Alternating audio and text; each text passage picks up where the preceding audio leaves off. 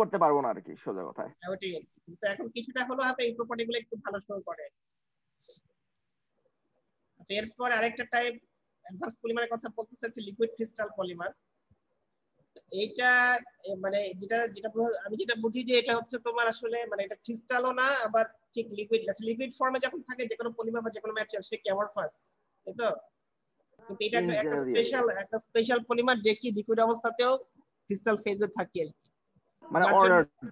হ্যাঁ অর্ডার থাকে আর কি। যার জন্য এটা আসলে মানে এটা ঠিক পুরোপুরি ক্রিস্টালাইনও না পুরোপুরি আবার লিকুইডও না, মানে এটা নেচার আসলে দুটার মাঝামাঝি একটা কিছু আর কি। এ ধরনের হলে কি এটা কি ভালো মনে হচ্ছে কিছু তোমাদের? এটা লিকুইড অবস্থা থাকবে কিন্তু এটা নেচার অনেকটা ক্রিস্টালাইন ম্যাটেরিয়ালের মতো হবে আর কি। এটা কি কোনো ভালো প্রপার্টি দিবে? অনেক ক্ষেত্রে দিতে পারে, কেন সেক্ষেত্রে সলিড স্টেজের অ্যানিসোট্রপিটা লিকুইড স্টেজে ক্যারি করা যাচ্ছে, বা লিকুইড বিভিন্ন বিভিন্ন ডাইরেকশন থেকে লাইট বা ইলেকট্রোম্যাগনেটিক রেডিয়েশনের দিকে ডিফারেন্ট বিহেভিয়ার পাচ্ছে, ফলে এখানে অনেকটা প্রপার্টি টেইলরিং এর সুযোগ চলে আসবে। হ্যাঁ, তো সেই জিনিসটা ও যেটা বললো যে লাইট রিফ্লেক্ট করছে বিভিন্ন দিকে, সেটাই আসলে মেইনলি এখানে এই প্রপার্টিটাকে মেইনলি টার্গেট করা হয়। তো এটা যে সবচেয়ে বেশি ইউজ হয় যখন একটু বলি, যেগুলো হচ্ছে তোমাদের আমাদের এলডি মনিটর আছে না, এলডি টিভি স্ক্রিন, যেগুলো আমাদের ঘড়ির মনিটর বা ঘড়ির যে মনিটর গুলো আছে সেগুলাতে এই ধরনের বেশিরভাগ ক্ষেত্রে এলসিপি ইউজ করতেছে। তো তোমরা কি মানে জানো যে এলডি টিভি মনিটর এগুলা কেমন, কি দিয়ে তৈরি, এটা কি জানো? এলইডি আর এলসিডি তো স্যার এক না। স্যার এলসিডি তে লিকুইড ক্রিস্টাল ডিসপ্লে ইউজ করে। হ্যাঁ, তাহলে এলসিডি তোমাদের এটা কিরকম, এই মনিটরটা কিরকম বলো দেখি। এখানে কয়টা কয়টা ইয়ে থেকে পার্ট থাকে জানা আছে কোনো কারো? জি স্যার। এলসিডি মনিটর যেগুলো আছে সেগুলো যে আমরা তো মনিটর দেখি বাইরে থেকে, কি দেখি মনে হয় কি একটা একটা স্ক্রিন, তাই তো? এখানে কি কয়টা লেয়ার থেকে জানো, কার কি জানা আছে? স্যার মোটামুটি 2-3টা লেয়ার থাকে, মনে হয় 3টা। এলসিডি স্ক্রিন আমি নিজে একবার একবার ভাঙা ক্যালকুলেটর থেকে খুলে খুলে দেখেছিলাম। এত কি ভিতরে কি দেখেছিল? এটা মূলত একটা কাচের মতোই, কিন্তু কিন্তু কাচের যে ভেতরের স্তর এর মধ্যে বিভিন্ন ডিজিটের জন্য 1 2 3 4 5 6 7 8 9 এই ডিজিটের জন্য বিভিন্ন ঘর এজ করা থাকে। আর এর উপরে হালকা একটু একটা কোটিং দেওয়া থাকে। এই কোটিংটা স্বচ্ছ হলে ইলেকট্রিসিটি পাস করতে পারে। আর এই দুই কোটিংটা স্ক্রিনের নিচ পর্যন্ত টেনে নেওয়া হয়, এবং স্ক্রিনের নিচে অনেকগুলো মেটালাইজড ইন্টারকানেক্ট থাকে, যেটার মাধ্যমে এটা ক্যালকুলেটর বা ঘড়ির সার্কিটের সাথে কানেক্টেড থাকে। এবং হ্যাঁ, এলসিডি স্ক্রিনে কিন্তু হালকা একটু চাপলেই এর মধ্যে অনেকটা রেইনবো রেইনবো বা রংধনুর মতো ইরিডিসেন্স ইফেক্ট পাওয়া যায়। যাদের পুরাতন ক্যালকুলেটর ছিল, মানে আমরা 8 9 সব ক্যালকুলেটর জেনারেল ক্যালকুলেটর স্ক্রিনে যে কেউ একটু অত্র চাপ দিয়ে দেখতে পারে এই ইফেক্টটা। এখানে যেটা বলতেছে যে এই ধরনের মনিটরে দুইটা দুইটা মানে ইয়ে থাকে, মানে দুইটা গ্লাসের লেয়ার থাকে কি, উপরের লেয়ার নিচের লেয়ার, আর দুইটা লেয়ারের মাঝখানে যে এলসিপি গুলো এগুলো দিয়ে দেওয়া হয় আর কি। এবং দুই যে বাইরে যে লেয়ারটা আছে মানে যেটা আমরা দেখি সেটার উপরে একটা কোটিং দেওয়া থাকে, স্বচ্ছ কোটিং দেওয়া থাকে, যেটার মধ্যে লাইট পাস করে আর কি। কিন্তু আবার ট্রান্সপারেন্টও, হ্যাঁ, মানে তো এখন এখন আমরা ট্রান্সপারেন্ট। আমরা যখন কোনো কিছু কখন দেখতে পারি, তখন সেখান থেকে যখন লাইট চলে আসে আমাদের চোখে তখন তো দেখতে পারি, তাই তো? হ্যাঁ জি স্যার, কিন্তু এর আবার ইলেকট্রিক্যাল কন্ডাক্টিভিটিও আছে। হ্যাঁ, কিন্তু এখন একই রকম লাইট আসলে কি আমরা দেখতে পারবো? না। তাহলে কি অবশ্যই কি হতে পারে, কোন জায়গা থেকে লাইটটা আসতে হবে কোন জায়গা থেকে আসতে হবে না। আমরা যখন যে ডিফারেন্সিয়েট ডিফারেন্ট লাইট আসবে তখনই আমরা বুঝতে পারবো যে জিনিসটা কেমন আর কি। তো এখানে যেটা করে যে তোমার যে এলসিপি যেগুলো দিয়ে দেওয়া হচ্ছে এগুলো হচ্ছে কি দুইটা যে গ্লাস লেয়ার আছে, গ্লাস লেয়ারের মাঝখানে দিয়ে দেওয়া হয়। তো এবার যখন এখানে ভোল্টেজ পাস করা হয়, মানে কি আমরা তো ইলেকট্রিসিটি পাস করতেই হবে, যখন ভোল্টেজ পাস করা হবে তখন কি হতে পারে বলো দেখি, এলসিপি নেচার কেমন হতে পারে? তখন এলসিডি যে রড শেপ মলিকিউল আছে এগুলো এগুলো ডিসরাপ্ট হয়ে যাবে, ফলে যে জায়গাতে ডিসরাপ্ট হয়ে গেছে সেই জায়গাটা যেমন দেখাবে, মানে সেই জায়গাতে যেমন লাইট পাস করবে, অন্য যে জায়গাগুলো ডিসরাপ্টেড হয়নি সেই জায়গা থেকে একই রকম ভাবে লাইট পাস করবে না, ফলে ওই ডিজিটের মতো কিছু একটা দেখা যাবে। তখনই আমরা দেখতে পাবো আর কি। এটাই হচ্ছে মেইন মেকানিজম যেগুলো ইউজ করা হচ্ছে এলসিডি তে। আচ্ছা, আরেকটা জিনিস দেখো, এখানে একটা ফিগার আছে, ফিগারটার মধ্যে তিন ধরনের ম্যাটেরিয়াল পলিমারের দেখা হচ্ছে। একটা একদম বাম দিকেরটা হচ্ছে সেমি ক্রিস্টালাইন, লিকুইড অবস্থায় কি অ্যামরফাস, যখন সলিড হলো তখন কি কিছু অংশ অ্যামরফাস কিছু অংশ ক্রিস্টালাইন। আর যেগুলো পুরোপুরি অ্যামরফাস পলিমার সেগুলো কি দেখো লিকুইডেও অ্যামরফাস, আবার যখন সলিড হলো তখন অ্যামরফাস। আর যেগুলো এলসিপি বলতেছিল লিকুইড ক্রিস্টাল পলিমার সেগুলো দেখো এটা কি মেল্ট অবস্থায় অ্যামরফাস সরি ক্রিস্টালাইন, বাট যখন সাইড হলো তখন ক্রিস্টালাইন। কিন্তু কি হলো একটু পার্থক্য আসছে, দুই ক্ষেত্রে কি আসবে ক্রিস্টালাইন। এরকম কি রডের মতো দেখো যে রড যেরকম আসলে লম্বা সে রডের মতো স্ট্রাকচার। এটাই হচ্ছে তার বৈশিষ্ট্য। তখন কিছু স্পেশাল প্রপার্টি এখানেও দেখাচ্ছে যে এদের কি কি স্পেশাল প্রপার্টি আছে, সেগুলো কোন কোন কাজে ব্যবহার করা যেতে পারে। সবচেয়ে মেইন যে অ্যাপ্লিকেশন এটা সেটা হচ্ছে এলসিডি মনিটর। তার কি কিছু বলবা তোমরা এটা সম্পর্কে?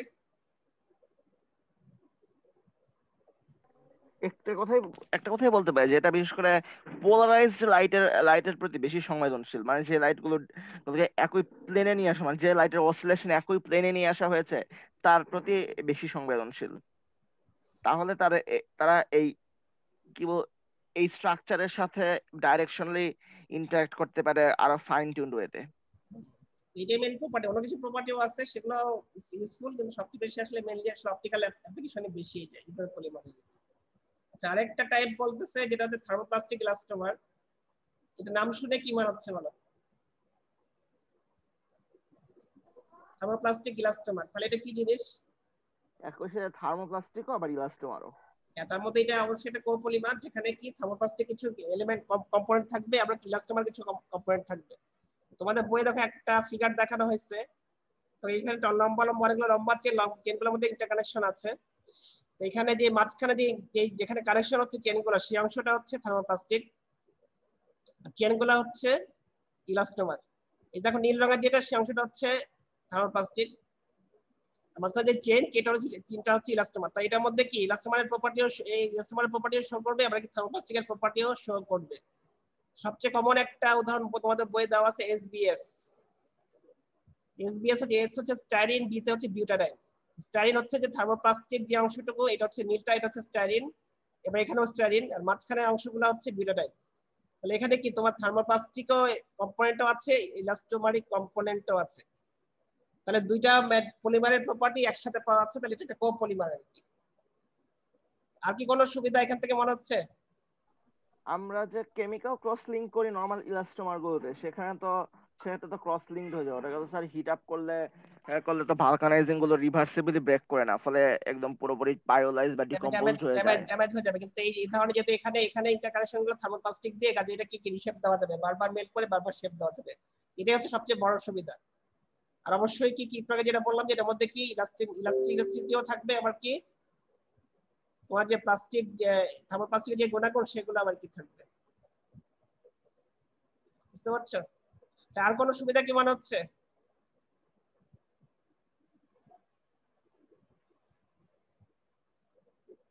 মানে একই ম্যাটেরিয়ালে দুই ধরনের পলিমারের প্রপার্টি একই সাথে পাওয়া যাচ্ছে। আচ্ছা বলো, আর কোনো কিছু কি মনে হচ্ছে এখানে?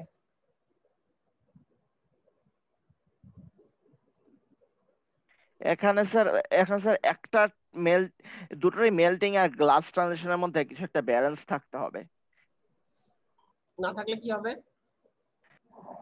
এখানে স্যার যে ফিজিক্যাল যে ক্রস লিঙ্কের, স্যার কেমিক্যাল না, এই ক্রস লিঙ্কের যে জায়গায় টেম্পারেচার হতে হবে গ্লাস ট্রানজিশনের চেয়ে কম, কিন্তু যে অংশটা ইলাস্টোমার সেখানে আবার টেম্পারেচার হতে হবে এই গ্লাস ট্রানজিশন টেম্পারেচার উপরে। যেহেতু একটা প্লাস্টিক বডিতে বা পলিমার বডিতে সব জায়গাতেই টেম্পারেচার সমান, সুতরাং আমরা বলতে পারি যে যে অংশগুলোতে ফিজিক্যালি ক্রস লিঙ্কড হয়ে আছে সেই জায়গার গ্লাস ট্রানজিশন টেম্পারেচার বেশি হতে হবে, আর যে জায়গাগুলো ইলাস্টোমারের কাছে সেই সেই জায়গার গ্লাস ট্রানজিশন টেম্পারেচার কম হতে হবে। সুতরাং এই দুই রেঞ্জের মধ্যে হচ্ছে এর ইউজিবিলিটি। যদি যদি এটা সফট অংশের গ্লাস ট্রানজিশনের নিচে নেমে যায় তাহলে পুরোটাই রিজিড হয়ে যাবে। আর হার্ড অংশেরও যদি গ্লাস ট্রানজিশনের উপরে উঠে যায়, অথবা যদি সফট অংশের মেল্টিং পয়েন্টেরই উপরে উঠে যায়, তাহলেও আবার সেটা তো হবে, কিন্তু ভেঙে এখানে যাবে। এখানে রেস্ট একটু ওয়াইড হলো, কারণ দুই ধরনের পলিমার আছে। জিনিসটা তো একই, তুমি যে কোনো সিঙ্গেল পলিমার বললেও তো তাই না, তোমার টিজি আর টিমের মধ্যে আসলে ব্যবহার করতে হবে। উপরে গেলেও সমস্যা, নিচে আসলেও সমস্যা। হ্যাঁ, কিন্তু এখানে যেহেতু দুই ধরনের পলিমার আছে, কাজে রেঞ্জটা একটু বেশি। আর অন্য কেউ কিছু বলবে? আচ্ছা, এরপরে আমি যাচ্ছি পলিমার সিনথেসিস। তোমরা এটা জানোই, তারপর যে একটু আমি বলি আর কি। পলিমার যে বানাবো দুই ধরনের বানানো যায়, একটা হচ্ছে কি অ্যাডিশন পলিমারাইজেশন, এটা হচ্ছে কনডেনসেশন। অ্যাডিশনে কি হচ্ছে তোমরা সবাই জানো যে অ্যাডিশন পলিমারাইজেশনে তিনটা স্টেজ থাকে: ইনিশিয়েশন, প্রপাগেশন, টার্মিনেশন। আচ্ছা এটাকে অনেক সময় চেন রিঅ্যাকশন বা চেন গ্রোথও বলে, এটা কেন বলে বলতে পারবা? অ্যাডিশন পলিমারাইজেশনও বলে, কখনো কখনো চেন রিঅ্যাকশন বা চেন গ্রোথ পলিমারাইজেশনও বলে আর কি। চেন গ্রোথ বা চেন রিঅ্যাকশন কেন বলে? এখানে চেনের মতো একটা একটার সাথে যুক্ত হতে থাকে, মাঝখানে কিছুই বাদ পড়ে না। শোনা যাচ্ছে না? কারণ এখানে চেনের মতো মতো একটা অংশ আরেকটা অংশের সাথে একের পর এক যুক্ত যোগ হয়ে হয়ে যোগ থাকে। হয়ে যোগ হয়ে পলিমার হবে। তাহলে প্রথমে যে ইনিশিয়েশন স্টেজ, সেখানে কি করছে, যে কোনো একটা অ্যাক্টিভিটার এসে একটা মার্কে ইনিশিয়েট, মানে মারটা তো ইনিশিয়ালি কি, সে তো ইনঅ্যাক্টিভ। প্রথমে কি করবে, একটা ইনিশিয়েটর বা ক্যাটালিস্ট এসে কি করবে, ওর সাথে রিঅ্যাকশন করে একটা হাত ফ্রি করে দিবে, মানে যে ইনিশিয়েট যে মারটা ছিল মারটাকে অ্যাক্টিভেট করে দিল আর কি, হচ্ছে ইনিশিয়েশন। এরপরে কি হবে, এই যে একটা মার, একটা অ্যাক্টিভ হাত হয়ে গেল, এই হাতের সাথে কি হবে, আস্তে আস্তে আস্তে আস্তে একটা একটা করে অনেকগুলো মার এসে জমা হবে, সেটা হচ্ছে কি প্রপাগেশন স্টেজ। আর লাস্টে কি হবে, টার্মিনেশন হবে। টার্মিনেশন কিভাবে হয়,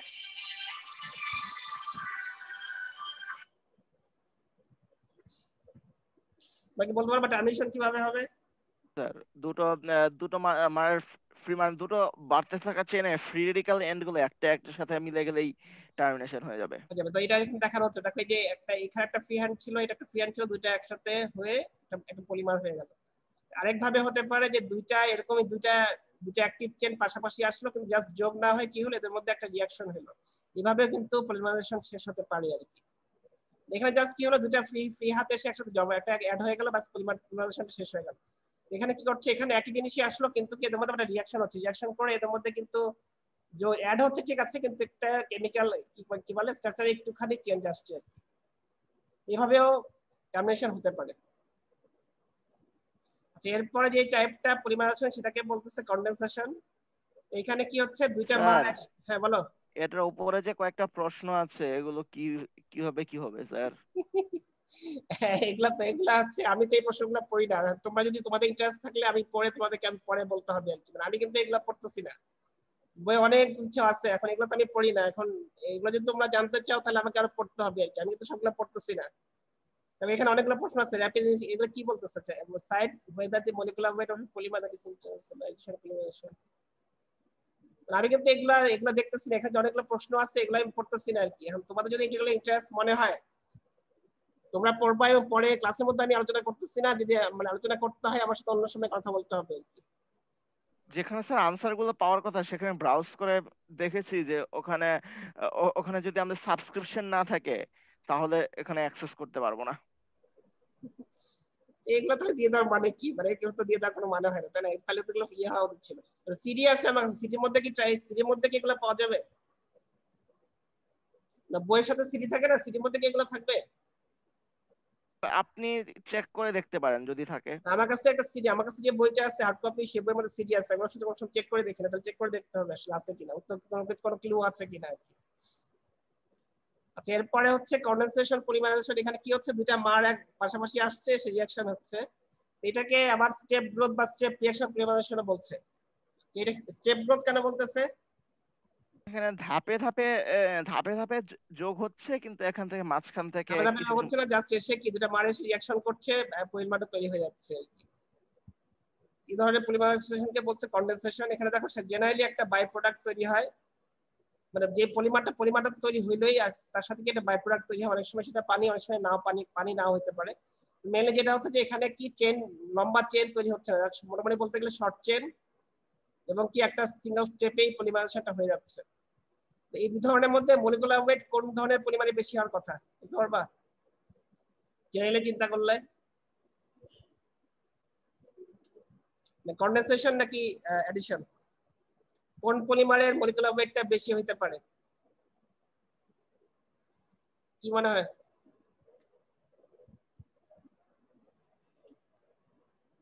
তোমাদের কি বলো, দুইটা দুইটা তো তোমাদের আগেও পড়ছো এই ধরনের রিঅ্যাকশন, কোনটা মলিকুলার ওয়েট বেশি হবে, কোনটা কম হবে, জেনারেলি বলো আর কি।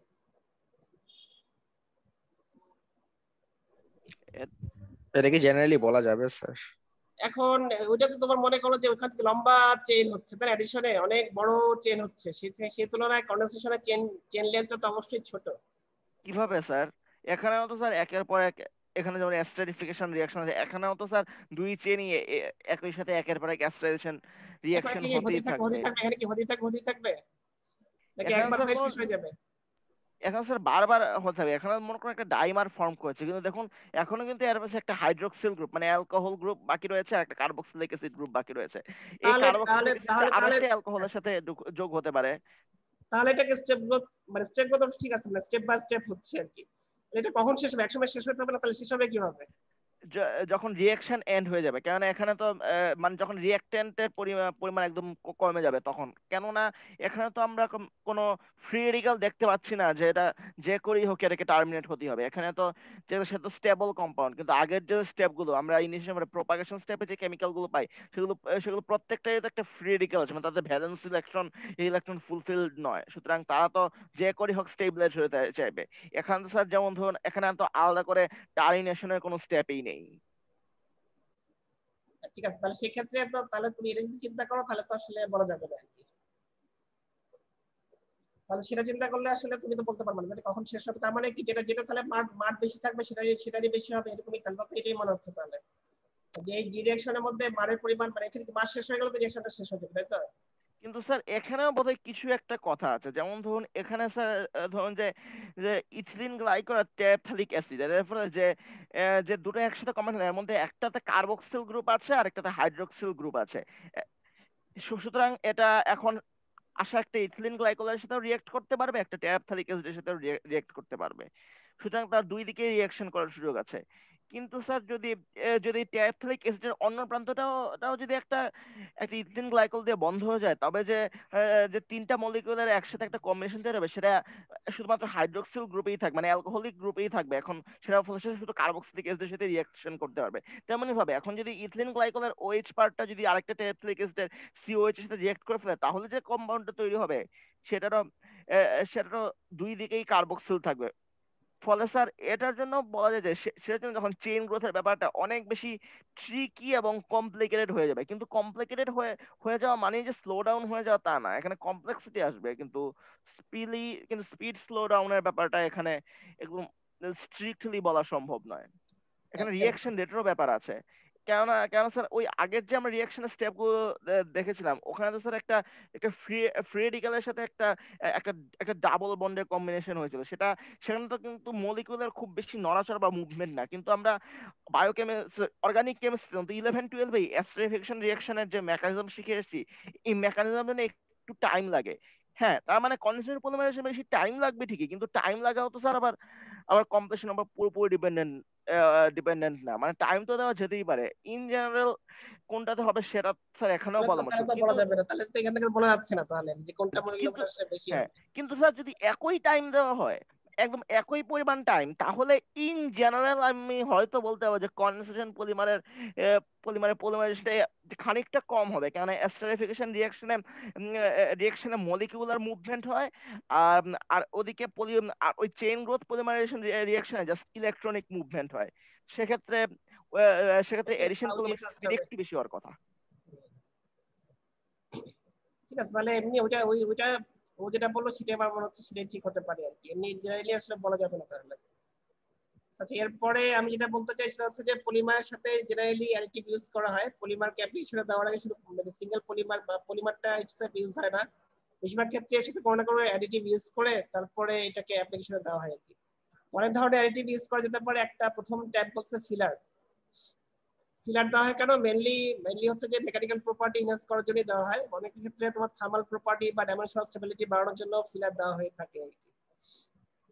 দেখো তোমাদের বইয়ে কিছু কিছু ফিলারের এক্সাম্পল দেওয়া আছে যে কোন কোন ফিলার ইউজ হয়, যেমন উড ফ্লাওয়ার ইউজ হয়, সিলিকা ফ্লাওয়ার ইউজ হয়, কোন কোন ক্ষেত্রে গ্লাস, ক্লে এইসব ইউজ হয়, লাইমস্টোন ইউজ হতে পারে।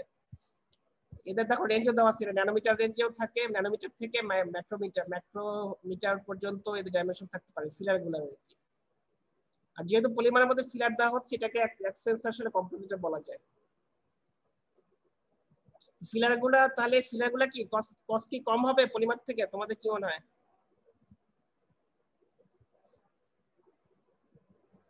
ইকোনমিক্যালি কমই হওয়া উচিত, কেননা যেগুলো কম কস্টলি জেনারেলি সেগুলোতে কষ্ট ফিলার কমবে। সেগুলোতে জেনারেলি ফিলার, হ্যাঁ ফিলার হিসেবে ব্যবহার করতেছে। অনেক সময় যে ফিলার আবার ভলিউমও বাড়ায়, মানে পলিমারটাকে ভলিউম বাড়ার জন্য অনেক সময় ফিলার ইউজ করা হয়। মেইনলি হচ্ছে যে তোমার মেকানিক্যাল প্রপার্টি ইনহ্যান্স করার জন্য। আচ্ছা, এরপরে ট্যাব যেটা আছে অ্যাডিটিভ, সেটাকে বলছে প্লাস্টিসাইজার। প্লাস্টিসাইজার নাম শুনে বলো দেখি এদের এদের ফাংশন কি হতে পারে? প্লাস্টিসিটি গ্রো করা। হ্যাঁ, তার মানে কি টাফনেস বাড়াবে, ডাক্টিলিটি কমাবে আর কি। জেনারেলি যেগুলো বিটাল পলিমার জেনারেলি সেগুলোতে প্লাস্টিসাইজ করে, দেখা যায় কি যেগুলো বিটালনেসটা কমানোর জন্যই ডাক্টিলিটি টাফনেস বাড়ানোর জন্য এগুলো ইউজ করা হয়। তো মেকানিজমটা কেমন হতে পারে, যে প্লাস্টিসাইজার গুলা কি করবে বলতে পারবা? জেনের কি করবে? চেনের দুটো চেনের মাঝখানে মাঝখানে চলে আসবে, ফলে ওই দুই চেনের মধ্যে ইন্টারমলিকুলার বন্ডিংটা কমিয়ে দেবে এবং তো উইক হয়ে যাবে, দূরে দূরে চলে যাবে, উইক হয়ে যাবে, তখন কি পলিমারটা টাফ হয়ে যাবে, মানে ডাক্টাইল হয়ে যাবে, ব্রিটলনেস কমে যাবে, স্ট্রেংথ কিছুটা হলেও কমে যেতে পারে। এটাই হচ্ছে মেকানিজম যে প্লাস্টিসাইজ করে কিভাবে টাফনেস বাড়ছে। এরপর একটা টাইপ বলতেছে স্ট্যাবিলাইজার। এদের কাজ কি হতে পারে বলো দেখি? স্ট্যাবিলাইজ করবে, কি স্ট্যাবিলাইজ করবে? পলিমারটাকে তো অবশ্যই। তো কিভাবে করতে পারে বা কিসের এগেইনস্টে করতে পারে, কোনো আইডিয়া আছে? এখানে পলিমারে যেহেতু করশনের চান্স কম, সুতরাং অন্য কোনো এনভায়রনমেন্টাল ফ্যাক্টরের প্রতি সেটাতেই মেনলি সেগুলোকে স্ট্যাবিলাইজ করে আর কি। তো একটা উদাহরণ, তোমার দুটো উদাহরণ বইয়ে দেওয়া আছে, একটা হচ্ছে ইউভি এর এগেইনস্টে সে স্ট্যাবিলাইজ করে, ইউভি কে আল্ট্রাভায়োলেট রে। ইউভি যদি পলিমারের উপর পড়ে, পলিমারে কি হতে পারে? ড্যামেজ হওয়ার সম্ভাবনা আছে, পলিমার চেনগুলো ব্রেক হয়ে যেতে পারে। তো যদি স্ট্যাবিলাইজার ইউজ করা হয়, মানে ইউভি তো কোথায় তোমার এমনি এনভায়রনমেন্টে আছে, তুমি যদি পলিমারটাকে অ্যাপ্লিকেশনে দিলা, সেখানে যদি ইউভি এর আসার সম্ভাবনা অনেক বেশি, আসতেই পারে। তো আসলে কি হতে পারে, একটু আগে বললাম যে কি হতে পারে, পলিমারের কোয়ালিটি খারাপ হয়ে যেতে পারে, পলিমার চেনগুলো ব্রেক করে যেতে পারে। এগুলোকে প্রিভেন্ট করার জন্য এখন স্ট্যাবিলাইজার ইউজ করতেছে।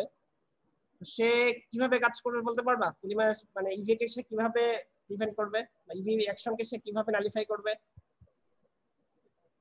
হয় ইউভি রে অ্যাবজর্ব করে, নন ইউভি যেমন ইনফ্রারেড বা ভিজিবল তো হবে না, ইনফ্রারেড মাইক্রোওয়েভ রে হিসেবে রেডিয়েট রেডিয়েট করতে পারে, অথবা ইউভি চেইন ব্রেক করে দিলেও সেই ব্রোকেন চেইন আরো বেশি ড্যামেজ করার আগেই ওই ব্রোকেন চেইনের সাথে রিয়েক্ট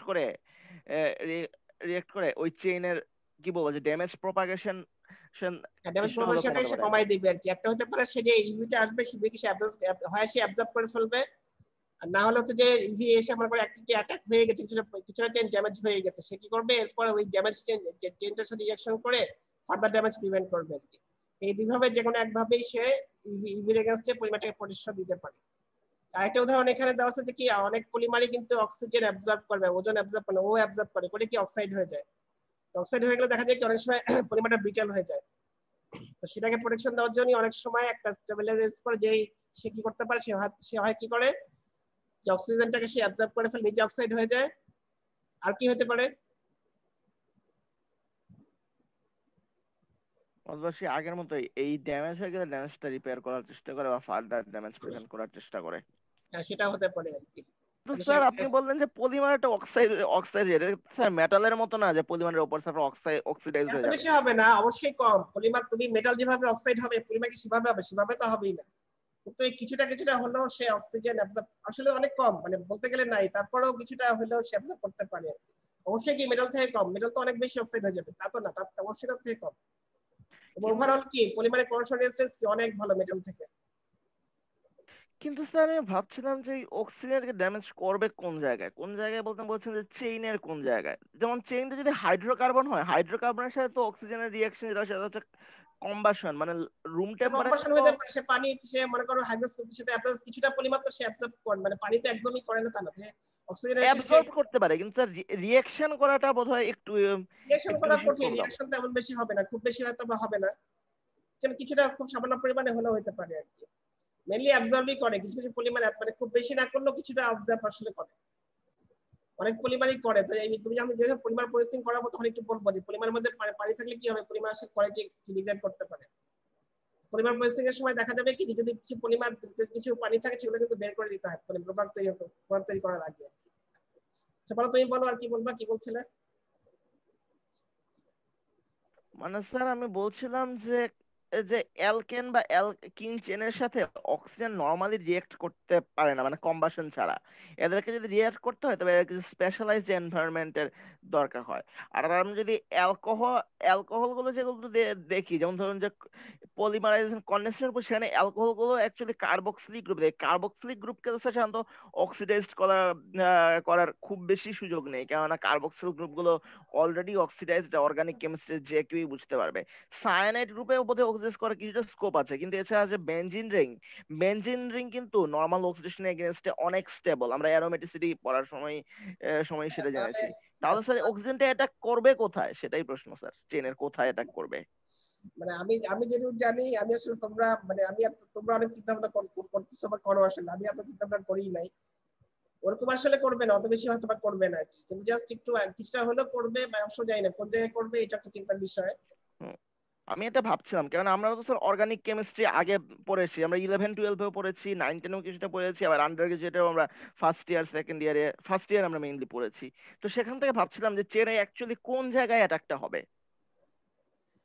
আমি আমি ভুলে গেছি আসলে, আমি যে তোমার যেগুলো বলতেছো আমার এগুলো কিছুই মনে নেই আর কি। মানে আমি তো কেমিস্ট্রি পড়ে নিয়ে অনেক বছর হয়ে গেছে আর কি, তোমার তো কদিন আগে পড়ছো, তো তোমাদের একটু ভালো আইডিয়া আছে আর কি। এখন এখানে যেটা বলতেছে যে কিছুটা হলো হয়তো বা করবে, কিন্তু কোন জায়গায় করবে সেটা হচ্ছে চিন্তার বিষয় আসলে। যেটা বলতেছে যে মানে অনেক সময় যদি যদি কিছু অ্যাবজর্ব করেই থাকে, সেটাকে প্রিভেন্ট করার জন্য স্টেবিলাইজার ইউজ করা যেতে পারে আর কি। মানে এখান থেকে আইডিয়া এইটুকুই আর কি। এরপরে আছে দেখো কালারেট ইউজ করা হয় পলিমারে, কি পলিমারকে কালার করার জন্য আমরা তো দেখি যে পলিমারগুলো ইউজ করে কি বিভিন্ন বিভিন্ন কালারের হয়ে থাকে। সেই কালারগুলো তো এমনি অরিজিনালি কালার থাকে না, কালার অ্যাড করা হয় আর কি। সেই যেগুলো জিনিস অ্যাড করা হয় সেগুলো বলে কালারেট। এটা দুই ভাবে অ্যাড করা হয়, একটা হচ্ছে ডাই, এটাকে ডাই হিসেবে অ্যাড করে, অনেক সময় পিগমেন্ট হিসেবে অ্যাড করে। ডাই আর পিগমেন্ট এই দুটো কি একই ধরনের, তোমাদের কি আইডিয়া আছে দুটো কি জিনিস, বা এদের প্রপার্টি কি একই রকম কিনা? মেনলি এটা কাজ হচ্ছে কি কালার দেওয়া পলিমারকে। তোমরা কি পড়েছো কোথাও যে ডাইটা কিরকম বা পিগমেন্টটা কিরকম? এর আগে স্যার আমরা কোথাও পড়িনি, এখন যারা নতুন 9-10-এ উঠেছে তাদের বইয়ে প্রবলি আছে। ডাইটা হচ্ছে জেনারেলি পলিমারের মধ্যে অ্যাবজর্ব হয়ে থাকে, ওটা হচ্ছে পলিমারের মধ্যে সলিউশনে থাকে, আর পিগমেন্টটা পলিমারের মধ্যে সলিউশনে থাকে না আর কি, পার্থক্য এইটুকুই আর কিছু না। কিন্তু এরা দুটার কাজই হচ্ছে যে এরা হচ্ছে পলিমারটাকে কালার দিবে আর কি, বিভিন্ন কালার দেওয়ার জন্য, লাল নীল সবুজ এগুলো করার জন্য কালার ইউজ করে। আরেকটা অ্যাডিশনের কথা বলা হচ্ছে, এটা হচ্ছে ফ্লেম রিটার্ডেন্ট। মানে কি পলিমারটা কি, এটা কি ফ্লেমেবিলিটি কেমন পলিমারের? হাইড্রোকার্বনের মধ্যে এতটাও বেশি না, আবার খুব কমও না, মোটামুটি কাঠ কাগজের মতোই অনেকটা ফ্লেমেবল, হ্যাঁ বিশেষ করে তাহলে, হাইড্রোকার্বন গুলো। হ্যাঁ তো তাহলে সেই ক্ষেত্রে তো যদি এটা ফ্লেম রেজিস্ট্যান্স বাড়াতে হয়, সেই কারণে অনেক সময় পলিমারের সাথে ফ্লেম রিটার্ডেন্ট অ্যাড করে দেওয়া হচ্ছে, হয় বা হয় আর কি, বা হচ্ছে বা হয়। এটা কিভাবে কাজ করতে পারে বলতে পারবা? যখন কম্বাশন রিয়াকশনটা স্টার্ট হলো, তখন কম্বাশন রিয়াকশনটাকে অন্য কোনো দিকে ঘুরে ফেলতে ফেলতে পারে, যেটাতে হ্যাঁ কম হিট জেনারেশন হয়, বা কম্বাশনের যে বাই প্রোডাক্ট গুলো, এই বাই প্রোডাক্ট গুলোকে অল্টার করে দিতে পারে, যাতে তারা কম্বাশন আর প্রোগ্রেস করতে না পারে। হ্যাঁ, তাহলে এটি ও যেটা বললো সেটাই আর কি। একটা হতে পারে যে কম্বাশনটাকে স্লো করে দিবে বা কমায় দিবে, আরেকটা হতে পারে যে অন্য কোনো কম্বাশন রিয়াকশন করে ফেলবে, যাতে কি ফ্লেম তৈরি হবে না আর কি। এই দুভাবে যে কোনো একভাবেই এরা কাজ করতে পারে। পলিমারের মধ্যে এই ধরনের অ্যাডিটিভ অ্যাড করা হয় অনেক সময় পলিমারের প্রপার্টিকে এনহান্স করার জন্য আর কি। আমি আজকে এই পর্যন্তই, তোমাদের এই যেটা আমি প্রথম এই বই থেকে, কেমিস্ট্রির বই থেকে পড়ানো আমার শেষ হয়ে গেল আর কি। চ্যাপ্টার 14, চ্যাপ্টার 15 এই দুটো চ্যাপ্টার এই বই থেকে পড়ানো হলো। মেইনলি যেটা দেখানো হলো তোমাদের পলিমারের, প্রথমে কি পলিমারের স্ট্রাকচার বললাম, পলিমারের প্রপার্টি বললাম, এরপরে পলিমারের টাইপ বললাম। এই তিন ধরনের এই জিনিসগুলা টপিকগুলা এই বই থেকে কভার করা হলো, চ্যাপ্টার 14, চ্যাপ্টার 15। তোমরা কি টিমসে অ্যাক্সেস করেছিলা? জি স্যার, এখানে একটা একটা নতুন বোধহয় অ্যারাউন্ড 100 পেজেস একটা ফাইল, হ্যাঁ হ্যাঁ, একটা একটা ফাইল একটা বা একটা ডকুমেন্ট একটা দেখলাম। ফাইল দিয়েছে, ওই ফাইলটার থেকে আমি নেক্সট ক্লাস থেকে ওইটা পড়ানো শুরু করবো আর কি। মানে পলিমার প্রসেসিংটা হচ্ছে ওই চ্যাপ্টারটা পড়তে হবে। ওখানে স্যার আগামীকাল কত পর্যন্ত পড়াবেন পেজটা? আমি আগামীকাল, আমাদের আজকে একটা বাক্সের মিটিং, মানে আমাদের যে মিটিং আছে এখানে, আমাদের ওই যে ওবি যেটা বলতেছিলাম, যে ওবি কিছু কিছু ওবি, মানে এটা কি আমাদের, আমরা যে যে ফাইলটা রেডি করছি, আমরা একজন টিচার একটা ফাইল রেডি করছি আর কি। তো ওইগুলা আমাদের মিটিং এ পাস হলে আমি দেখাতে পারবো তোমাদেরকে। তো ওটা যদি আজকে মিটিং এ আমারটা পাস হয় 475, তাহলে আমি কালকে তোমাদেরকে ওই ফাইলটাই দেখাবো আর কি। সেক্ষেত্রে আমি হয়তো কালকে পলিমারটা পড়াবো না, ওই জিনিস ওই ফাইলটা দেখাবো। আমি শেয়ারটা বন্ধ করতেছি, এই শেয়ারটা বন্ধ করতেছি আর কি। ও, ঠিক আছে স্যার, কিন্তু আগামীকালকে যে যে পড়াবেন অন্তত হিন্ট দিয়ে রাখুন যে আমি আমরা দেখাচ্ছি, আমি ওটা। দেখাচ্ছি দেখাচ্ছি দেখাচ্ছি বললাম তো, আমি দেখাচ্ছি তো কতটুকু পড়াবো, আমি তো একটু বলে দিই, তুমি কোনটা পড়বো আমি শিওর না, দেখাচ্ছি আমি।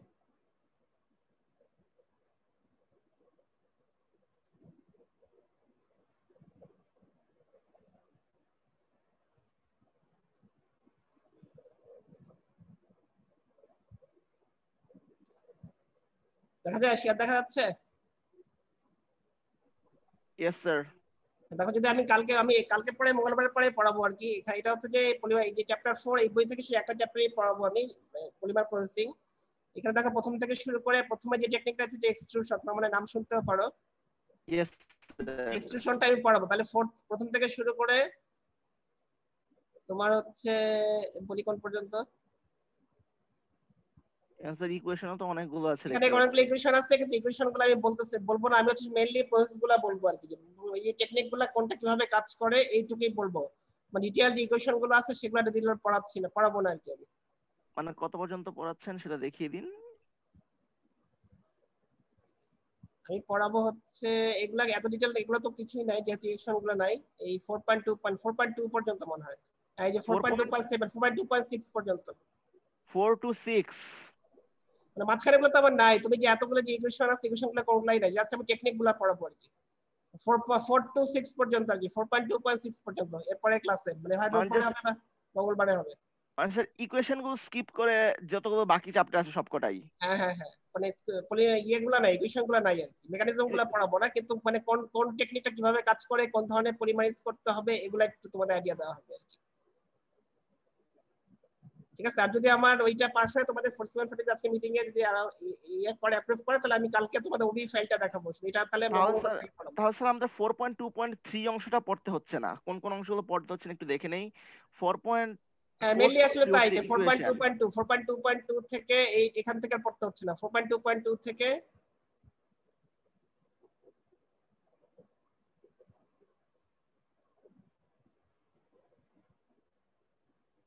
এই যে 4.2.6 পড়াবো, তাহলে 5 পর্যন্ত পড়তে হবে। 4.2.2 থেকে 4.2.5 পর্যন্ত বাদ। আমাদের পড়তে হচ্ছে 4.2.1 আর 4.2.6। হ্যাঁ এই দুটাই আর কি।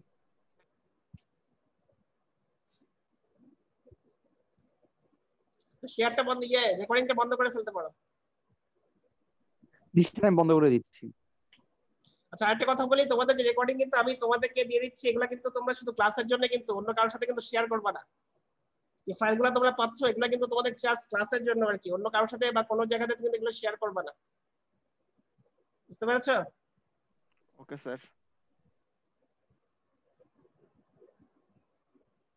তাহলে আমি যেটুকু পড়লাম চ্যাপ্টার 14-15 এটার উপরে সিটি হবে আর কি নেক্সট রোববারে। তোমাদের স্যাররা কিভাবে নিয়েছিল, মানে কোথায় দিলে সুবিধা তোমাদের জন্য, মানে কোশ্চেনটা আমি কোথায় দিব? পরীক্ষাটা আমি জুমে নিব আর কি, তোমরা জুমেই থাকবা তো, মানে জুমে পরীক্ষাটা জুমে হবে আর কি। কোশ্চেনটা কোথায় দিলে সুবিধা হয় তোমাদের জন্য? টিমসে দেওয়া ভালো আর কি।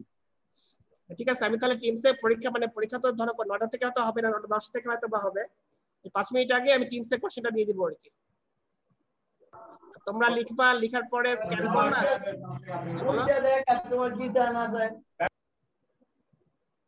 বুঝতে পারি নাই।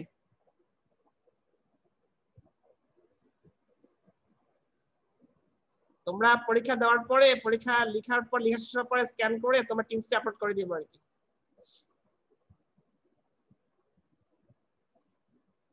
আমি অ্যাটেন্ডেন্স নিচ্ছি।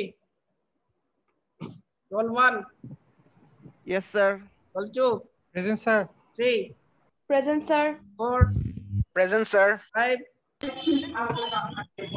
5 present. roll 6, Present, sir. roll 7, roll 8, Present, sir. roll 9, Yes, sir. Roll 9 present. 10, Yes, sir. 10. 11, present sir, roll 11। 12, Yes, sir. Present. 13, Present, sir. 15, Yes, sir. 16, Yes, sir. 17, yes sir. 18, roll 18, 19, Yes, sir. 20, Yes, sir. 21, Yes, sir. 22, Sir, roll 18 present, sir. Sir, 22, 22 present, sir.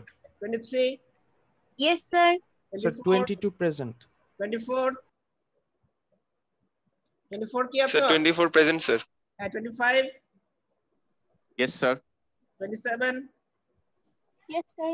28, 29, Yes, sir. 30, Yes, sir. 31, Sir. 32, Yes, sir. 33, Yes, sir. 34, Yes, sir. 35, roll 35,